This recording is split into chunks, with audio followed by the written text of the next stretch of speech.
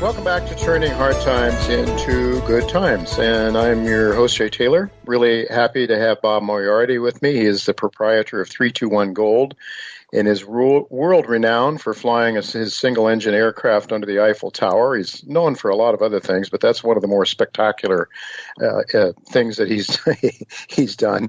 He is the author of many books, including one that's titled No One Knows Anything. But believing that Bob is the exception to that rule, I'm really happy to have him with me again as one person who does know something about investing. So thanks for joining me again, Bob. Well, it's a real pleasure, Jay. Nobody knows anything except, maybe just quickly, what's the thesis of that book? Nobody knows anything. Of course, some people know something. Well, no, it's a very interesting book because the subtitle is Ignore the Experts, the Gurus, and Other Fools. Now, you can look at the reaction to the flu over the last 2.5 years and realize all these people who are claiming to be experts were lying to us and they were either being stupid or they were deliberately lying. There are no experts. There's tons of people from the Fed saying what they're going to do. They're not going to do anything. They're going to crash the system. They're the guys who blew it up in the first place. Yeah, that's exactly right. And with regard to the flu or COVID, as you call we were told at first that if we took the shots, we would not be transmitting the disease. And then we find out, even Pfizer admitted that they never tested they never did the test to determine whether or not people that had the vaccines would not transmit it to other people. So that's an example of the lies you're saying they were telling us, convincing everybody that if you took this, you're going to do your patriotic duty and you're not going to be getting other people sick, which was, they had no evidence for that, but they said it just as if it was absolute truth. And so I don't know how we can just not at least question our government when they tell us stuff. I think people have to wake up because there's a lot of stuff that's going on that is just really, really awful. And I think it's just satanic, quite frankly. But anyway, let's get on to the subject of today's show. I've titled today's show, Are Rising Rates Setting a Debt Avalanche in Motion? And that's the title of our show. During most bear markets in the last, at least since 1980, money has flowed out of the stocks into bonds and the U.S. Treasuries, which would then rise, and at least part of the losses in the stock market were offset by a rising bond market. And it was during a long bull market, decades-long bull market in bonds. But this bear market is different. Last I looked, the U.S. Treasuries, at least as measured by TLT, were down 37% this year. 37%. I mean, that's down more than most stock indexes. So after a 40-year secular bull market, interest rates are now rising dramatically, and bondholders are suffering a bloodbath. How much further do you think rates will rise, Bob? And do you think we're anywhere near the end? We had Michael Oliver on us who showed us a chart of TLT, and it's down to about where it was. It's, the treasuries, long-dated treasuries have fallen to about the level where they were in 2008, 2009. And Michael thinks we might have a period here where we're not going to, where maybe they'll level off the rates. What are your thoughts? Okay, here's the deal.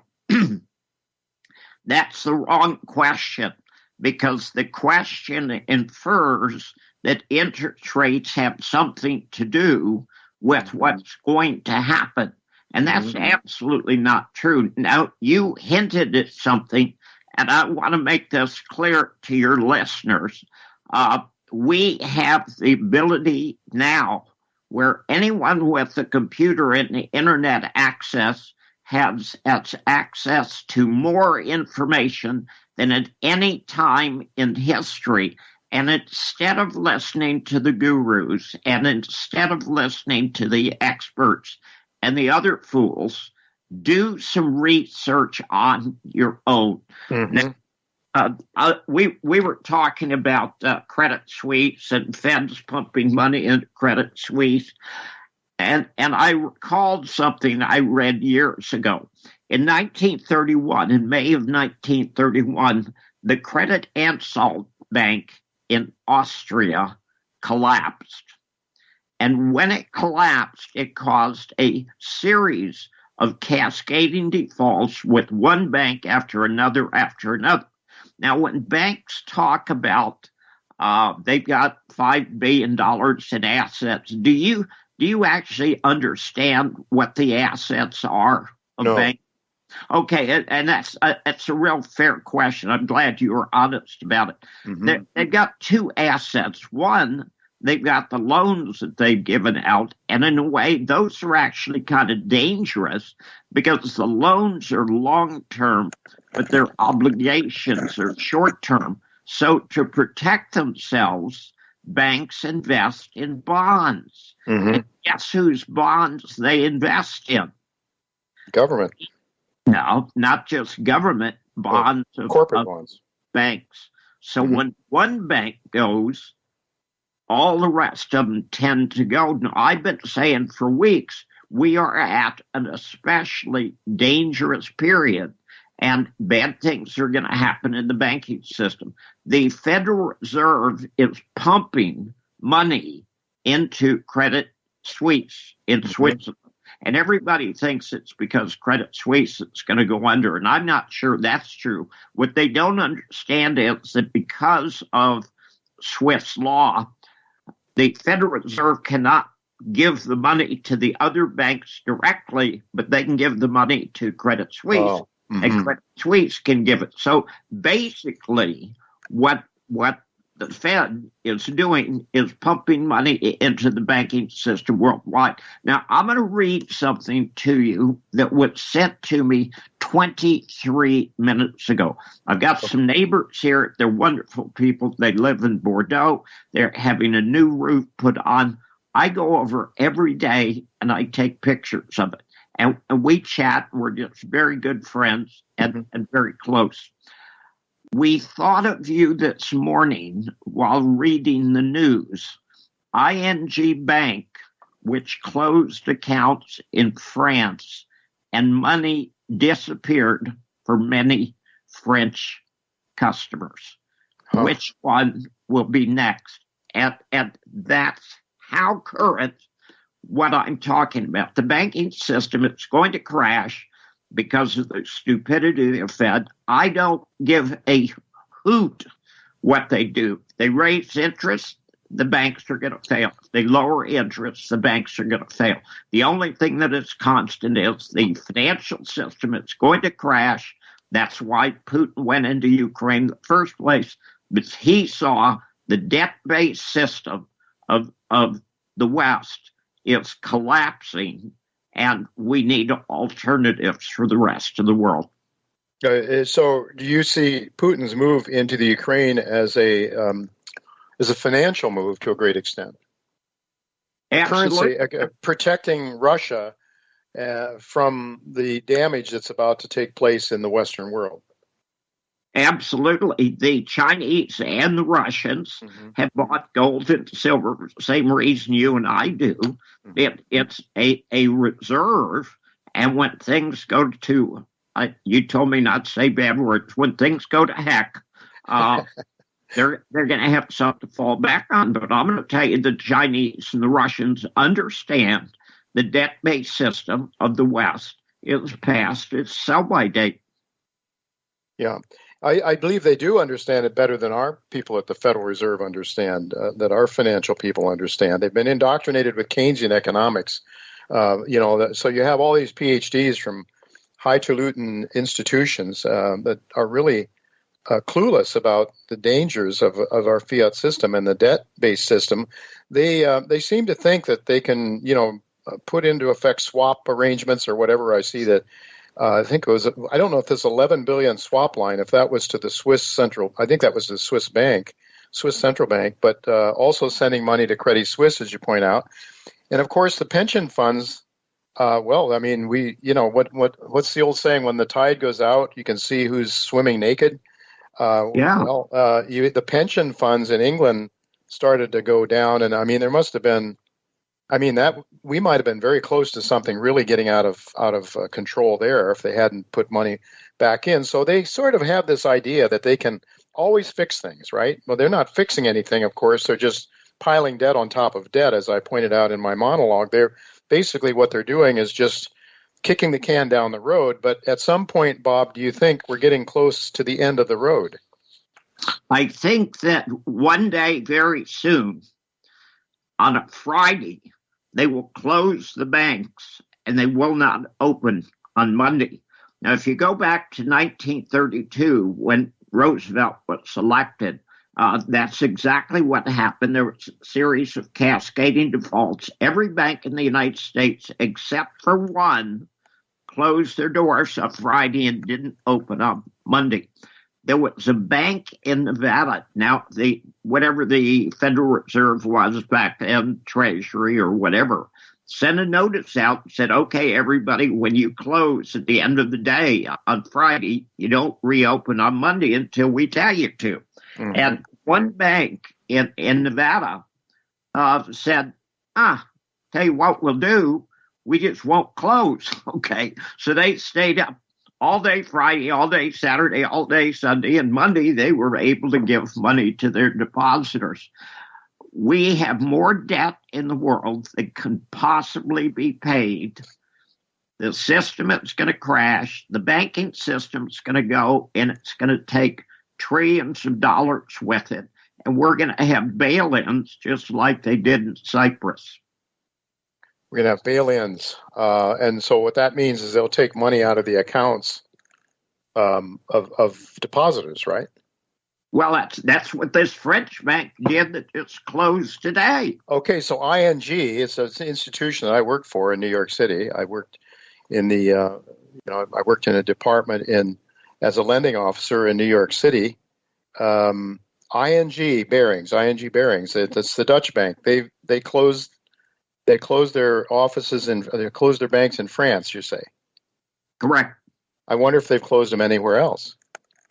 Well, here's what's going to happen, Jay. I'm going to tell you behind the scenes, everybody in the Fed, and there's 30,000 people who work there, and everybody in the Treasury is in a panic trying to figure out how they do it. Now, the timing is really interesting because the Hunter Biden laptop demonstrates that as Vice President, Joe Biden was getting his 10% because he's the big guy from Russia, from China, and Ukraine. Okay, so if there is an election in 2 weeks and the Republicans take over, guess what's going to happen to Joe Biden? Impeached. No. Impeached, convicted, in jail.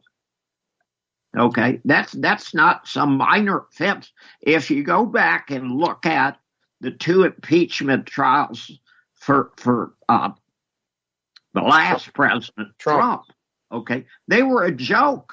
Okay, compared to this, they were playing with him, and they knew they couldn't possibly succeed because the Republicans had control of the Senate, so it was just a game. But if the Republicans control the House and the Republicans control the Senate, I mean, here's what's bizarre. The DOJ and the FBI and the CIA have effectively come out and said, we're the new Praetorian Guard, and we're going to decide who the president of the United States should be. Now, I'm sorry, okay, I don't care if you're Republican, I don't care if you're Democrat. When the Praetorian Guard starts picking the president of the United States, you got a problem. Yeah. Well, we have a problem, and I just can't hardly believe, Bob, that they would let that happen. That they would that the people in power, be they Republican, and they're both the people you're talking about are from both parties. There's no doubt about it. The Never Trumpers were certainly part of that Praetorian Guard that you're talking about.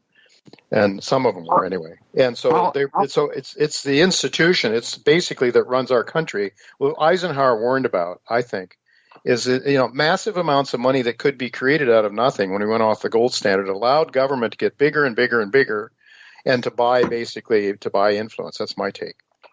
Oh, let me go you one better. Okay, and I think I mentioned this to you earlier. How familiar are you with the deal between Ursula von der Leyen, who's the head of the EU, and the head of Pfizer? Are you familiar with the term? Yeah, I don't know the terms, but I think something rotten there in Denmark. I can't remember the details. No, she's German. But you're going to like this, Jay. It was a 71 billion euro deal.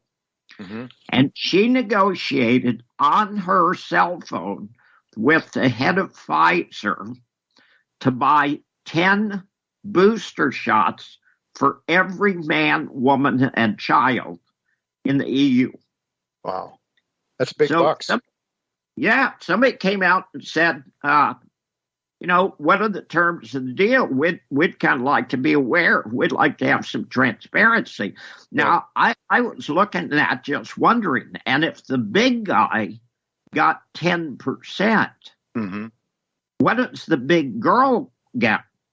I mean, is she in line for 10% of 71 billion euros? Do you realize what that means, Jay? No. It's hard for us to get our head around that kind of corruption. But hang on, don't get carried away. If she made 7.1 billion euros, I'm gonna marry her. Oh yeah, sure you will, Bob. Okay, well she'll probably just get rid of you in a hurry if she wants to. Well, she can afford to. All right. Well, I would like to think that none of this kind of stuff goes on, but I think if that's wishful thinking, we know that the Hunter Biden laptop thing is real. I mean, that's real, and they hid that. The Praetorian Guard hid that from the view of most voters so that they could make sure that Donald Trump was not reelected. We know that's a fact now. That's not for discussion. It was just 2 minutes left. There's so much more I wanted to ask you about, Bob. But you know what? David Stockman is on this show about the time that Biden was talking about putting in sanctions against Putin. And Stockman said, "This is crazy as hell," is the word he used. And I said a bad word. This is crazy as hell. This is going to hurt us a lot worse than it ever hurts Putin and the Russians. He was right, I think, right? You'd agree with that David was right. Well, I was ahead of David. On March 1st, I said that sanctions are suicide for the EU and for NATO and the U.S. And believe me, if you think the drop in the British pound and the Japanese yen and the euro was big, wait until you see what's coming up shortly. Oh. Well, I hate to think about it. It's not going to be good. But I just why in the world in 30 seconds do we engage in these policies that are so self-destructive to the American people? Because the military-industrial complex is running the country, and frankly, they don't give a hoot about the rest. A hoot. And I've been really good. I want you to compliment me on that. Well, that's right. You didn't use any bad words. I beat you on that one. I used the H word. So anyway, with 30 seconds left, Bob, I have to thank you so much. So many more things. We'll be talking more in the future, I hope. So thank you so much for spending time with us again. It's always great to have you. It's always a pleasure, Jay. Thank you.